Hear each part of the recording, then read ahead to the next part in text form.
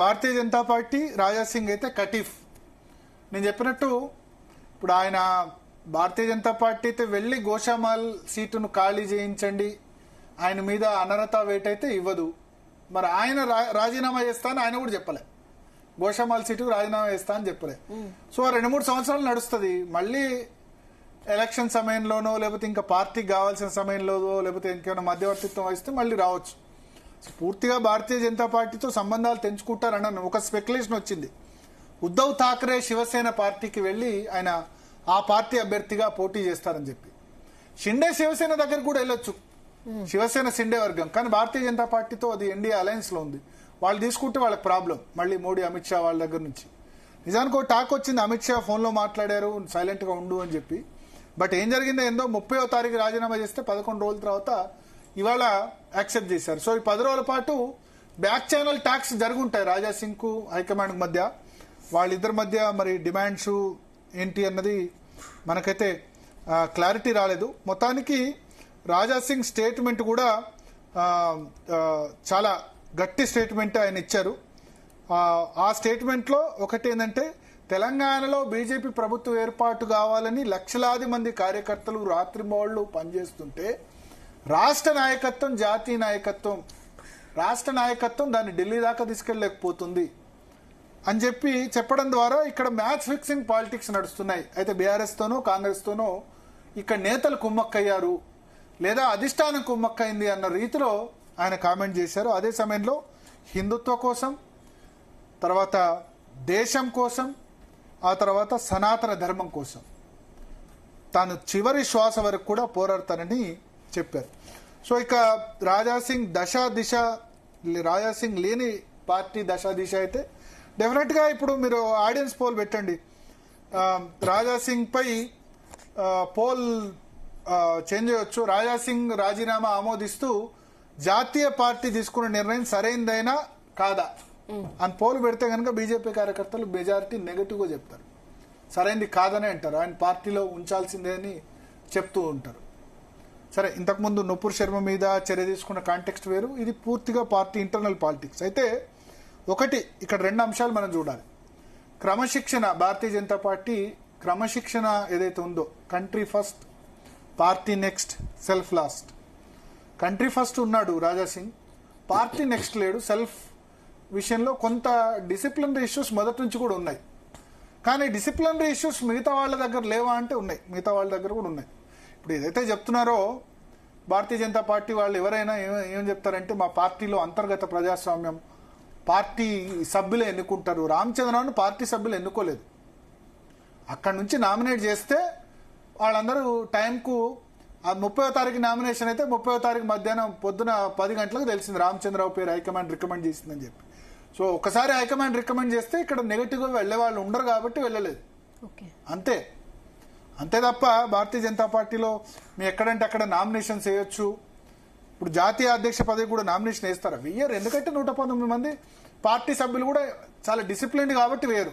ఇదేదో కార్యకర్తల నుంచి రాష్ట్ర అధ్యక్ష ఎన్నిక జరిగిందంటే శుద్ధ తప్పు. కార్యకర్తల నుంచి జరగలేదు, హైకమాండ్ నామినేట్ చేసింది. జస్ట్ కాంగ్రెస్ హైకమాండ్ ఎట్లాగో బీజేపీ హైకమాండ్ కూడా అట్లా పార్టీ నేతల్ని నామినేట్ చేస్తూ ఉంటారు. ప్రజాభిప్రాయం పరిగణలోకి తీసుకుని అన్ని చేస్తారని నేను చెప్పను. అయితే ఒకటి ఇక్కడ 2 రకాల మెసేజ్లు. ఇప్పుడు ఓల్డ్ సిటీలో నరేంద్ర సమయం నుంచి కూడా ఒకసారి మనం పోల్ కూడా చదవచ్చు. ఎమ్మెల్యే రాజా సింగ్ రాజీనామాను బీజేపీ ఆమోదించడం కరెక్టేనా అంటే అవును అని 38% అని చెప్తే కాదు అని 62% అని చెప్తున్నారు. నేను చెప్పాను అందుకనే. సో కార్యకర్తలు లేకపోతే బయటి ప్రజలు కూడా ఓటు చేయొచ్చు. బయటి ప్రజలు అంటే భారతీయ జనతా పార్టీని సమర్థించని వాళ్ళు కూడా రాజా సింగ్ రాజీనామాను ఆమోదించడం కరెక్ట్ కాదని 62% అని చెప్తున్నారు. సో మీ పోల్ పెట్టండి, డెఫినెట్ గా ఉంటుంది. బట్ ఈ పార్టీలో చాలా మంది వస్తూ ఉంటారు, పోతూ ఉంటారు. సముద్రం పార్టీ అటల్ బిహారీ అద్వానీ తర్వాత ఉంటున్నా అనుకున్నారు. నరేంద్ర మోడీ, అమిత్ షా వచ్చారు, రేపు యోగి ఆదిత్యనాథ్ ఉండొచ్చు. ఒక నిరంతర ప్రవాహం, కోట్లాది మంది కార్యకర్తల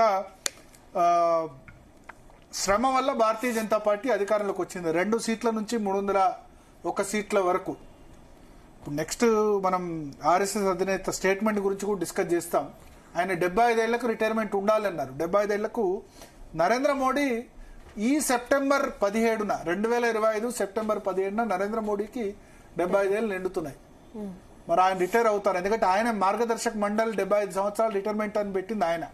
సో ఆయన రిటైర్ అవుతారా లేదా ఇక్కడ మరి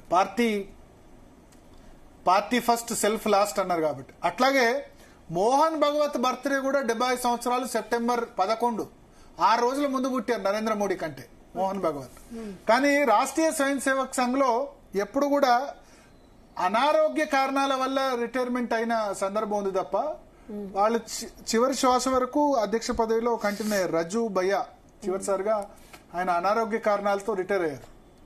సో మరి రాష్ట్రీయ స్వయం సేవక్ సంఘ్ సంబంధించి కూడా ఆ విధంగా లేదు. బట్ భారతీయ జనతా పార్టీలో ఒక కొత్త సంప్రదాయం నరేంద్ర మోడీ తీసుకొచ్చారు, మార్గదర్శక మండలిని. సో దాని మీద తర్వాత డిస్కస్ చేద్దాం.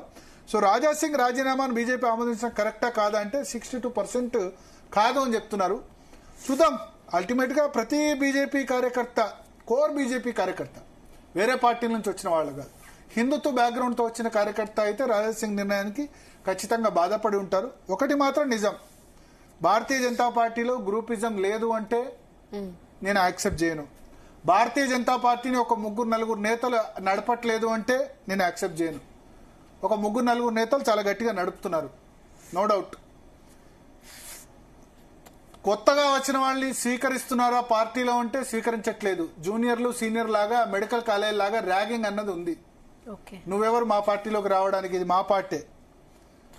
అలాగే ఉంటే నువ్వెవరు మా పార్టీలోకి రావడానికి అనే సిచ్యువేషన్ ఉంటే గనక అస్సాంలో, త్రిపురలో భారతీయ జనతా పార్టీ అధికారంలోకి వచ్చేది కాదు. త్రిపురలో లెఫ్ట్ వాళ్ళంతా వచ్చి బీజేపీలో జాయిన్ కావడం వల్ల భారతీయ జనతా పార్టీ అధికారంలోకి వచ్చింది. లెఫ్ట్ నుంచి రైట్.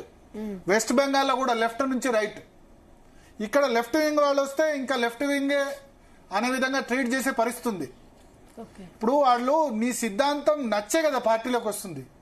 నువ్వు వాళ్ళు వచ్చి పార్టీలో జాయిన్ అయినంత మాత్రాన ఇప్పుడు ఈటల రాజేందర్ వచ్చాడు, లెఫ్ట్ బ్యాక్గ్రౌండ్ నుంచి వచ్చాడు, జై శ్రీరామ్ అని అంటున్నాడు. జై శ్రీరామ్ అని అన్న తర్వాత ఇంకేముంది, నీ సిద్ధాంతాన్ని నువ్వు లెఫ్ట్ వాడిని తీసుకొచ్చి రైట్ లో తీసుకొచ్చి నీ సిద్ధాంతాన్ని యాక్సెప్ట్ చేయించావు కదా, అదే కదా గొప్పతనం. వచ్చిన తర్వాత కూడా లెఫ్ట్ అంటే వాళ్ళ సిద్ధాంతం మార్చుకొని వాళ్ళ అధికారం కోసం వచ్చారో వేరే దానికోసం వచ్చారో కాదు. వాళ్ళు బయట ఏం చెప్తున్నారు, జై శ్రీరామ్ అని అంటున్నారు కదా. మావోయిస్ట్ సిద్ధాంతం గల వాళ్ళు వచ్చి జై శ్రీరామ్ అని అంటున్నప్పుడు నీకు ఉన్న అభ్యంతరం ఏంది కలుపుకోకపోవడం? ఆ ప్రాబ్లం చాలా ఉంది.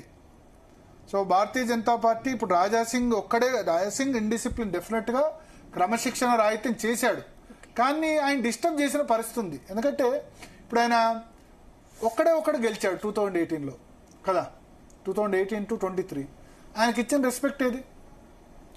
శాసనసభ పక్ష నేత కూడా రెస్పెక్ట్ ఉండాలి కదా. జిల్లా అధ్యక్షుల ఎంపికలో మరి ఇప్పుడు లెజిస్లేచర్ పార్టీ లీడర్స్ ని వాళ్ళని కన్సిడర్లోకి తీసుకుంటున్నారా? గోల్కొండ జిల్లా అధ్యక్ష పదవి అడిగాడు, చిన్నది అడిగితే గనక ఇచ్చేస్తే అయిపోయేది. మిగతా వాళ్ళు తీసుకున్నారు కదా, మిగతా రాష్ట్ర పార్టీ నేతలు పంచుకోలేదా? జిల్లా అధ్యక్షులు పంచుకున్నారు కదా అందరూ. గోటితో పోయేదాన్ని గొడ్డల్లాక తీసుకురావడం ఎందుకు? ఇప్పుడు ఎవరు కొట్లాడతారు ఓల్డ్ సిటీలో? గోషామాల్లో ఓఎస్సీతో ఎవరు కొట్లాడతారు? పేరుకి స్టేట్మెంట్లు ఇస్తారు ఈ లీడర్లు అందరూ కూడా. నరేంద్ర తర్వాత ఎవరు కూడా పాత బస్తీ పోయిన నరేంద్ర, బద్దం బాలరెడ్డి వాళ్ళు మాత్రమే ఉండి ఓల్డ్ సిటీలో ఫైట్ చేశారు. ఈ లీడర్స్ అంతా కూడా పేపర్ టైగర్స్. వీళ్ళెవరు ఓల్డ్ సిటీలో ఉండట్లేదు, న్యూ సిటీలో ఉంటున్నారు. వాళ్ళకి ఎవరికి కూడా సంబంధం లేదు. వీళ్ళంతా సికింద్రాబాద్ కంటెస్ట్ చేస్తారు తప్ప హైదరాబాద్ పార్లమెంట్ లో పోయి మలక్పేట, కార్వాను, చాంద్రాయణగుట్ట, నాంపల్లి, గోషామాల్ అంటే సిద్ధాంత పరంగా నేను ఓవైసీతో ఫైట్ చేయమని అందరిని చెప్పను. బట్ భారతీయ జనతా పార్టీ సిద్ధాంతం బీజేపీ వర్సెస్ ఎంఐఎం నడుస్తుంది కదా, వీళ్ళు ఎవరు పోయి ఫైట్ చేస్తారు? మొన్న మాధవీలత కొంత ప్రయత్నం చేశారు హైదరాబాద్ పార్లమెంటు. ఇప్పుడు ఆమె మళ్ళీ హైదరాబాద్ పార్లమెంట్ కంటెస్ట్ చేస్తానని కూడా చెప్పట్లే, ఎందుకంటే ఆమెను కూడా కరెక్ట్ గా రిసీవ్ చేసుకోలేదు. కొత్త పార్టీ ఈమె స్టేట్మెంట్స్ ఇస్తుందని చెప్పి ఈ కొత్త పాత అన్నది పోకపోతే భారతీయ జనతా పార్టీ ఇక్కడనే ఉంటుంది. మీరు బీఆర్ఎస్ ఎట్లా ఉంది? టీఆర్ఎస్ అధికారంలోకి రాకముందు ఏంటి, ఇక్కడేంటి? బంగారు తెలంగాణ రెండు విధాలుగా బీఆర్ఎస్ విభజించారు, BT batch, UT batch. UT batch అంటే ఉద్యమ తెలంగాణ, బీటీ అంటే బంగారు తెలంగాణ. తలసాని శ్రీనివాస్ యాదవ్, తుమ్మల నాగేశ్వరరావును మంత్రి పదవి ఇవ్వడం వల్లే కదా హైదరాబాద్ లో, రంగారెడ్డిలో పార్టీ గ్రో అయింది, ఖమ్మంలో పార్టీ గ్రో అయింది. టీఆర్ఎస్ కు తెలుసు, ఆయన క్లియర్ గా చెప్పారు, మేము ఫక్త్ అప్పుడు ఉద్యమ పార్టీ, ఇప్పుడేమో అహోబేల మఠం పెట్టుకోలేదు, అందరినీ తీసుకుంటామని చెప్పి. సో భారతీయ జనతా పార్టీలో కూడా ఈ కొత్త పాత అన్నది వెళ్ళకపోతే మొదటి నుంచి ఉన్న మేము పాత వాళ్ళమే డామినేట్ చేస్తాం కొత్త వాళ్ళని రానివ్వం, కొత్త వాళ్ళని ఎక్కడికి వచ్చిన ఒక స్థాయి వాళ్ళ ఎమ్మెల్యే ఎంపీ అంతా దాటి ముందుకు రారు అంటే గనక కష్టం. మన కొండా విశ్వేశ్వరరెడ్డి కూడా అన్నారు, ఇది శాకాహారుల పార్టీ అంటే కరెక్ట్ కాదు, మాంసాహారం తిన్న వాళ్ళ మా పార్టీలోకి రానంటే కరెక్ట్ కాదు అని ఆయన స్టేట్మెంట్ ఇచ్చారు. సో కొన్ని భావాలు విడనాడాలి. రాజాసింగ్ రాజీనామా ఆమోదంతో రాజాసింగ్ తప్పు చేయలేదు అనట్లేదు, తప్పు చేశారు. కానీ స్టేట్ పార్టీ లీడర్స్ కూడా ఆయన వెళ్ళకూడదామన్న విధంగా ప్రయత్నించారు. No doubt. ఎందుకంటే ఆయన పదే పదే వాళ్ళ అథారిటీని క్వశ్చన్ చేస్తున్నారు. పార్టీ మీద మా పట్టు పోవద్దు అని ఒక ఇద్దరు ముగ్గురు నలుగురు నేతలకు ఉంది ఈ పార్టీ. మరి భారతీయ జనతా పార్టీ కార్యకర్తలు అందరిది అయినప్పుడు ఆ ఇద్దరు ముగ్గురు నేతలు ఆ పట్టు వీడకుండా అయితే ప్రయత్నం చేయాలి కదా. మీకు పదవులు వచ్చాయి, కార్యకర్తలకు ఎప్పుడు పదవులు వస్తాయి? భారతీయ జనతా పార్టీ కార్యకర్తలు ఎప్పుడు సర్పంచ్లు అవుతారు, ఎంపీటీసీలు అవుతారు, జెడ్పీటీసీలు అవుతారు. ఎప్పుడు కూడా ఎమ్మెల్యే ఎలక్షన్, ఎంపీ ఎలక్షన్ దీని మీద కాన్సన్ట్రేట్ చేయడం. ఇద్దరు ముగ్గురు ఎమ్మెల్యేలు గెలుస్తారు, నలుగురు ఎంపీలు గెలుస్తారు. కింది స్థాయి వాడు సర్పంచ్ కావద్దా, ఎంపీటీసీ కావద్దా? ఎంత సీరియస్గా ఉంది మీ పార్టీ? ఎంపీటీసీ